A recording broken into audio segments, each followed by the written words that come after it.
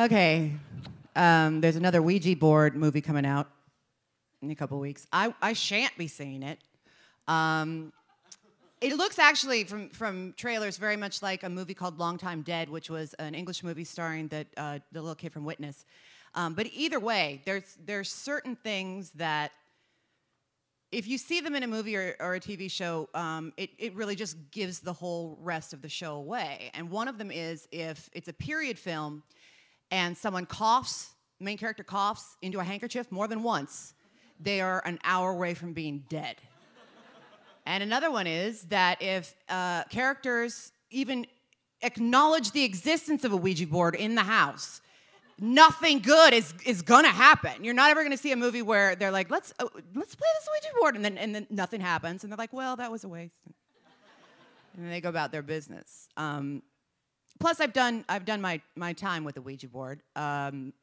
We had one in my house, but it never really registered with me what it was or what it was for. It was kept next to the I Ching and the Joseph Campbell and the spirituality section of a bookshelf.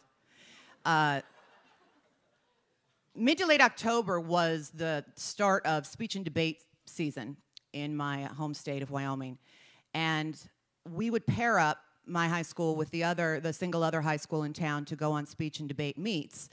And it was driving home from one in the big yellow bus that I overheard some of the male members of the opposite high school's team talking about Ouija board scary things. It was Halloween month, and it was dark on the drive home. And I was of an age, it's kind of an excuse, but also just clarification. I was of an age where, that age being about 17, all I needed to survive was food, preferably fast, clothes, preferably J. Jacobs, and male affirmation, preferably constantly. And not necessarily in that order. So, whether you grew up in a small town or not, having been a teenager at any time, you know that feeling of just like dying for anything to happen, just anything. Just good or bad, just like something, something's happening to people out there, and it's just it's never happening to you. So the guys that were talking about it were debaters, and they were about as harmless as it's possible to get and be a teenage boy. Their names were Ethan and Ezra and Hank. And long story short, like just to get to the thrust of it, no, but I mean get to the thing of it. They were talking about the fact that they had a Ouija board and it was in one of their vehicles, and I was like, I've never seen what? A Ouija?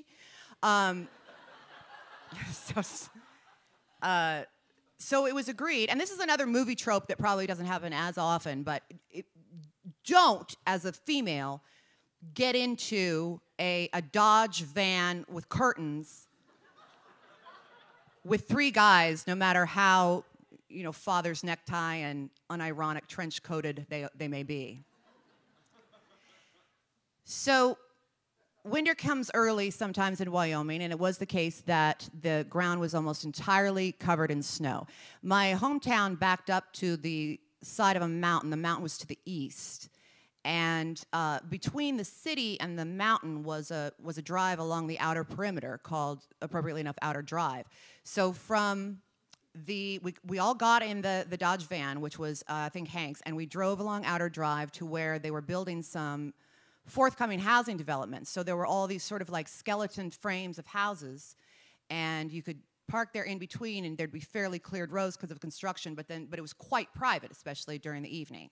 And then to the front of us, there was the mountain here, the development here, and then a long stretch of just empty sort of grassland covered in snow, and then the town beyond. So the Ouija board came out. They did legitimately have one, and bless their heart. Like how hard do you need to try to be? You've got your van. Windows in the van, that's the thing. And like, we'll cuddle up frightened girls. They got the Ouija board ready, and they had candles. Oh, I know, right? So there were candles in there, and they lit some candles. And these weren't guys I liked. I knew nothing was probably ever going to happen. I don't know what was wrong with me. All I knew was that It was recent enough in the whole guys no longer pushing each other into me and saying, "Oh, you like Daria, don't gross." So any sort of attention is bull. Anyway, I apologize for myself and my behavior. The planchette was moving. Obviously, they're pushing it. I was even pushing it a little bit. And each time, are there spirits available? Are there spirits here to talk to us? And it would go to yes and be like, "Oh, guys, I'm too scared to go on." And they're like, "No." So at one point, the candle, the one main candle that was in front of us, blew out. And when that happened, I was like, "Okay, no, that's bullshit. Like, that's bullshit." I've said, "No, come on, light the candle back." And before they did, we noticed that there was light coming from outside. Through the curtains, which were attached top and bottom.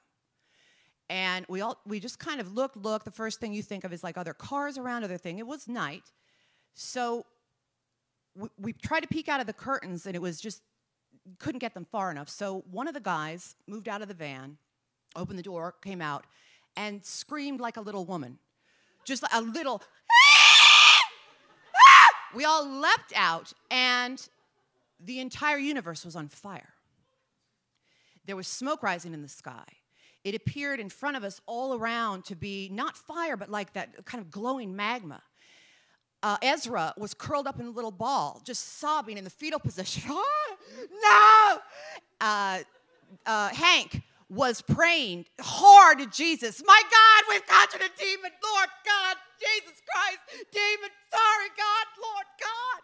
Ethan and I were more calm, and we were standing on the side, and it registered after what seemed like forever, which was probably only a few seconds, that the oil refineries to the north of town had a surge of fire.